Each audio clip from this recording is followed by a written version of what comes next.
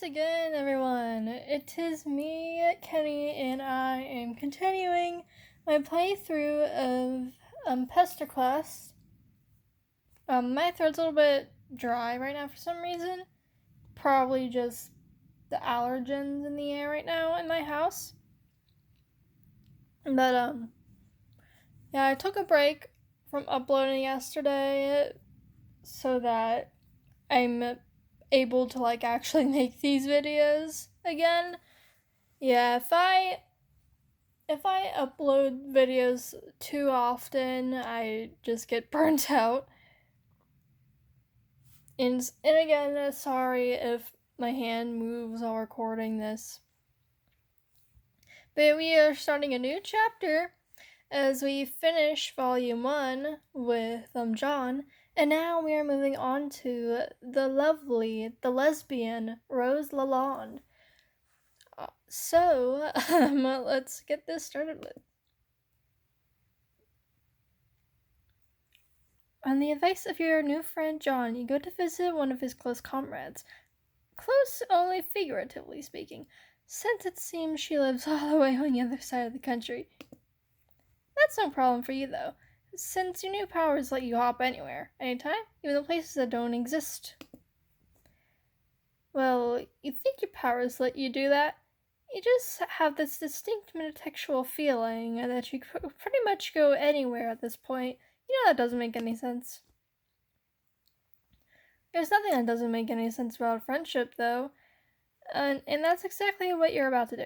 Friendship, that is. You're about to do some friendship by making a new friend. Her name is, check your notes, Rose.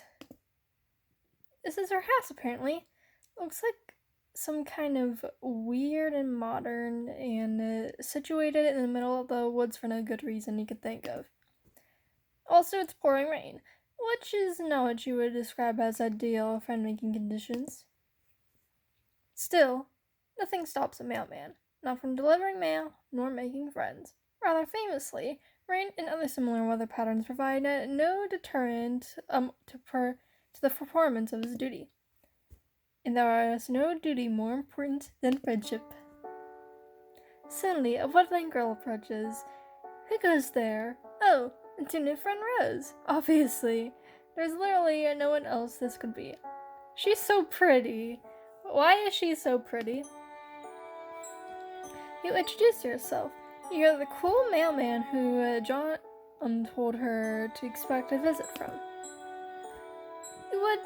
You would doff your mail hat to signal a friendly greeting, except recently you accidentally dropped it into a sewer along with all your other mail-specific clothes, as well as all the mail you were supposed to deliver, as you explained to her gratuitously in an unconceiving manner. It's not a great start, you admit, but you've done worse. You are not a mailman. Yikes. You're busted almost immediately. Briefly consider whether you should double down on the lie and try to say something mailman-like, or the right calls to come clean, since she's clearly too smart for this amateur bullshit.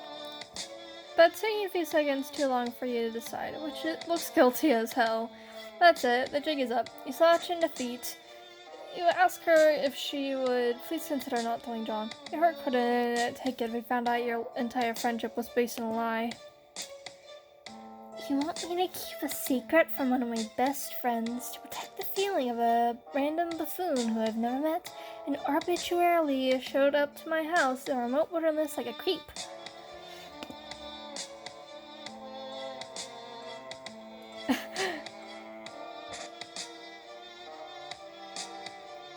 Okay, yes or no? That's the only way to go. I'm gonna save.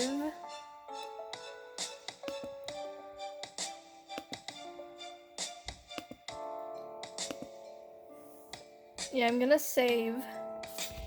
This is a tough pickle. This is a very tough conundrum.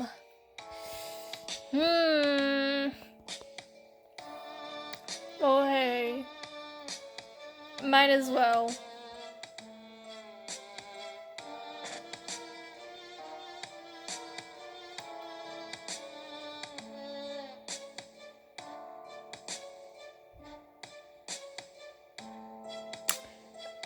feel like it'd be funnier if we just straight up say yes.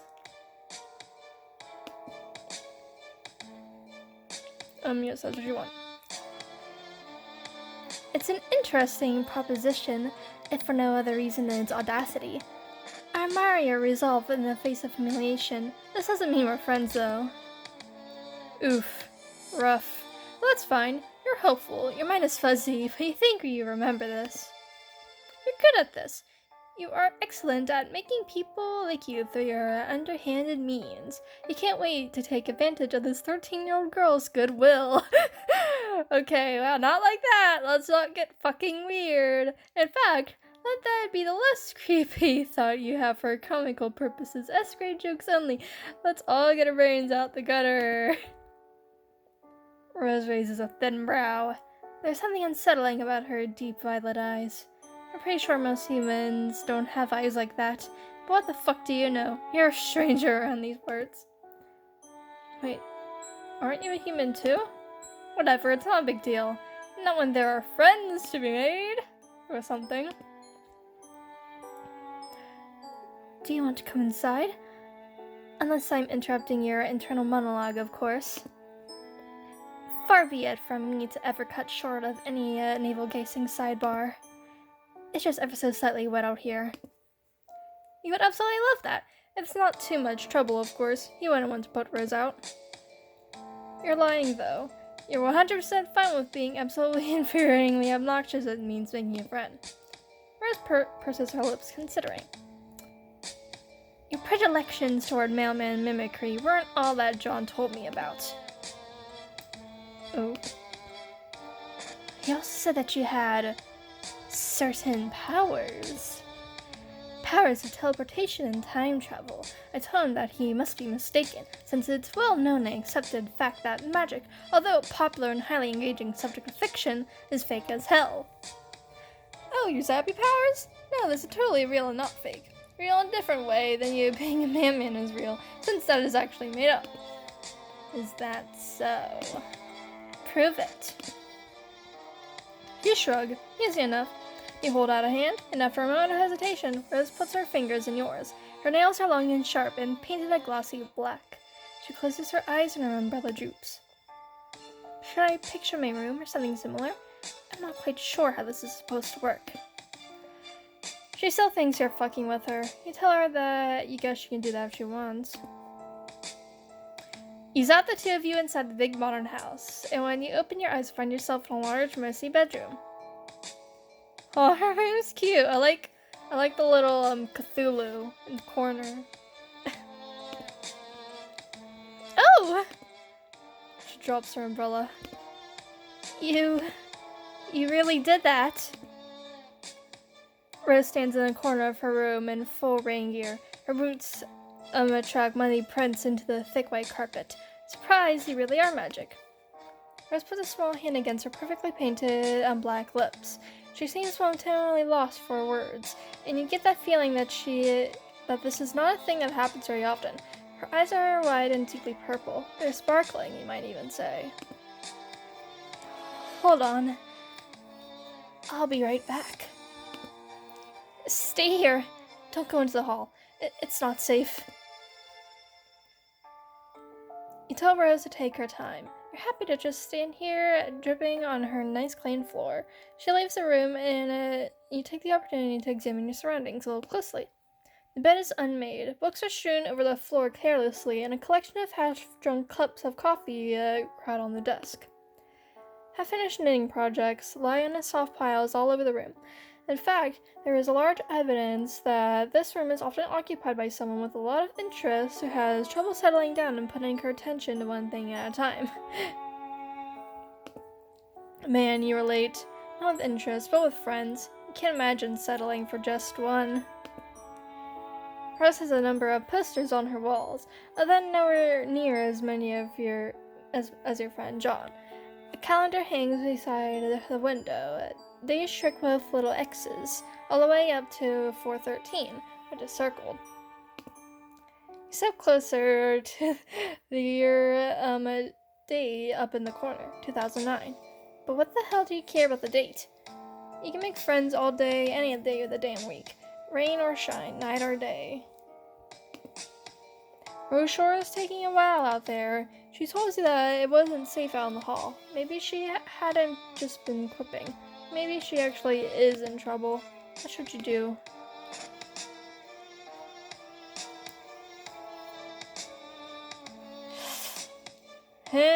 Do we look for her or do we stay?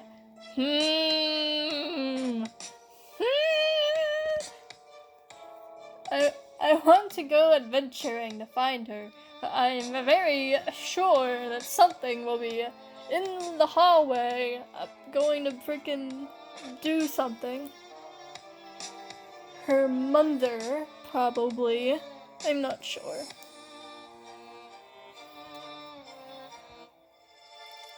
I'm going to save.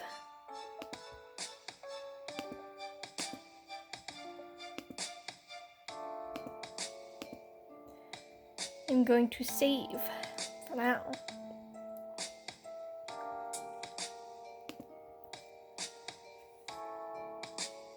Your patience pays off almost at once. Rose is back and looking significantly more put together. Also, she's brought you a towel. Here. I'm not overly attached to anything in here. It's mostly just childish nonsense I haven't yet bothered to rid myself of, but I'd appreciate it if you tried not to drip on any of those notebooks. She changed out of her raincoat and boots, and she's dressed in a black skirt with a white shirt with a purple blob thing with tentacles. What is it with these kids in their blob shirts? Now that's dealt with. Please, sit down. She crosses her legs. You suddenly feel like you're at a job interview, friend interview. You wish you were a little less damp. Actually, let's switch paces. You're still pretty wet, and you don't want to get her bedspread messed up. Don't worry about it. That's what washing machines are for. Now, let's talk about magic. Which up until now, I have always taken for granted as being something confined to storybooks. Rose takes a wistful look toward her bedroom window, grayed over and blurry with raindrops. You get the feeling that she is doing it for effect. Maybe that's why she wanted to switch places with her. And then comes you, the little mailman with a penchant for showing up and attempting to make friends with unwitting children. Well, fair. She's got you there. But honestly, she might be a child, but she really doesn't seem to be unwitting. On the contrary, she's really quite witty. I'm glad you noticed. Okay, my screen's getting a little bit dark. Where's the freaking lighting?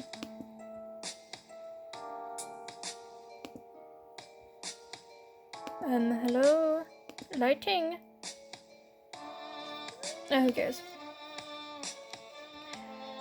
She folds her hands and clears her throat.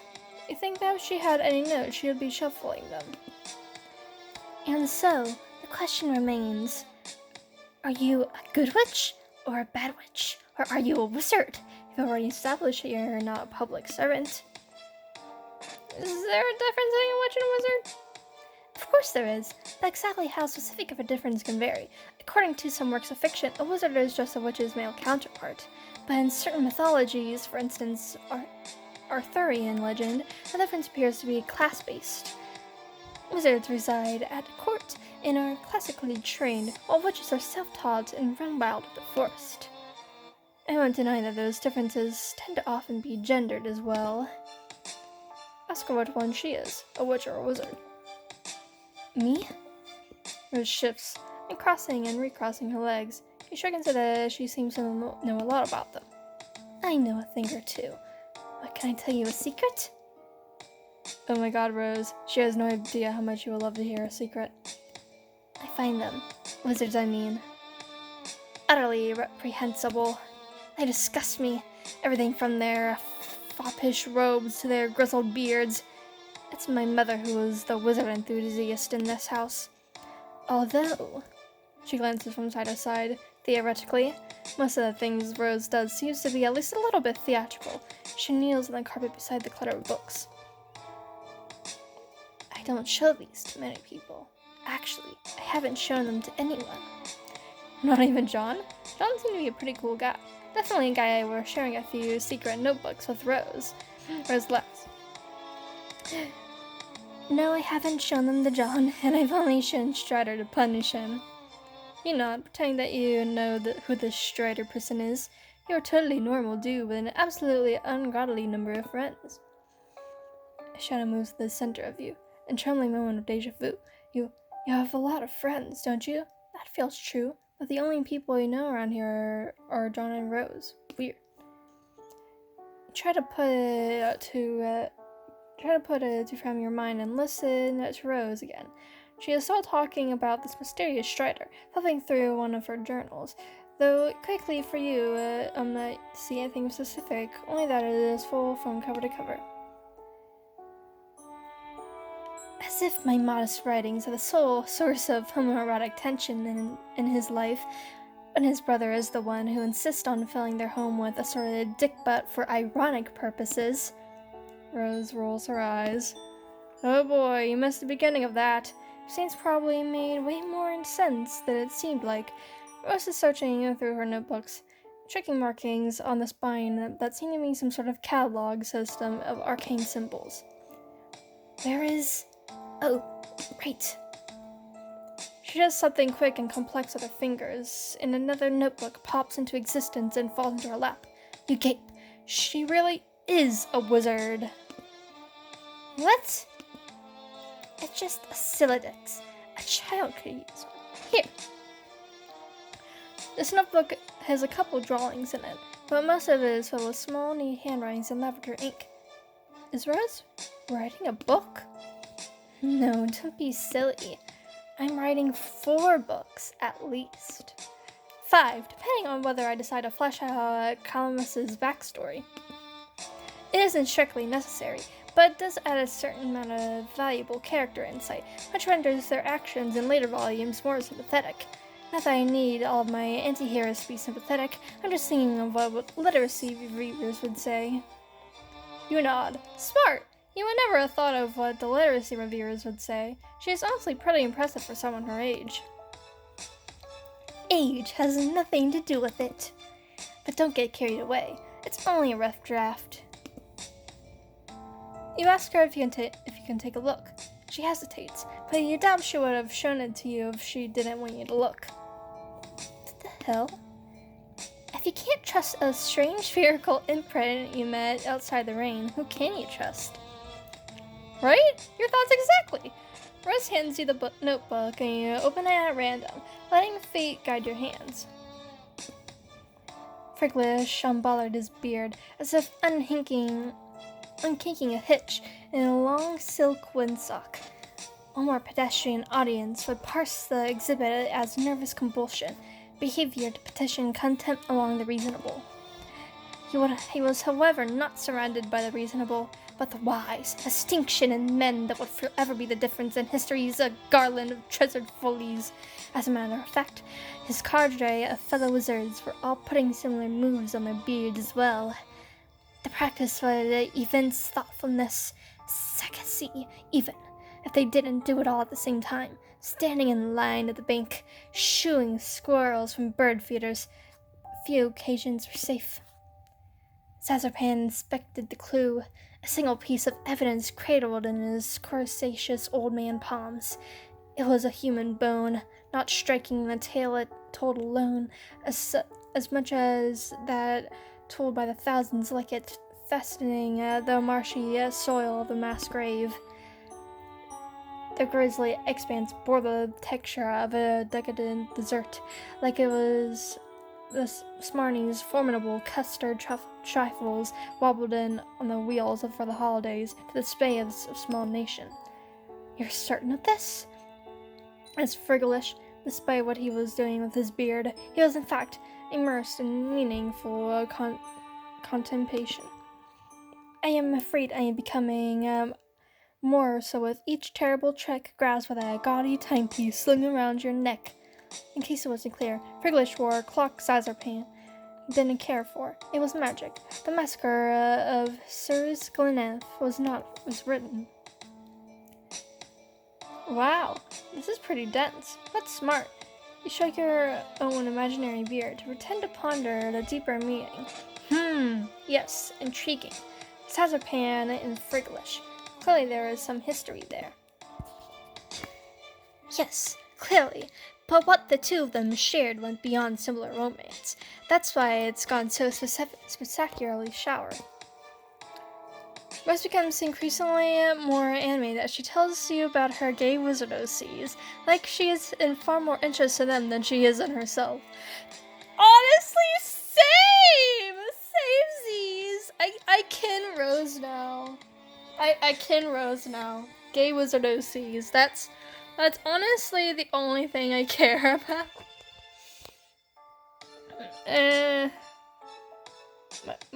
Okay, my hand's shaking now.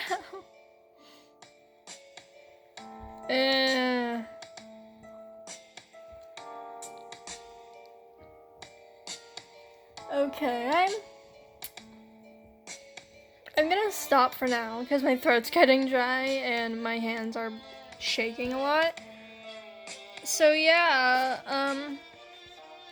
hopefully this has been a fun video for you guys.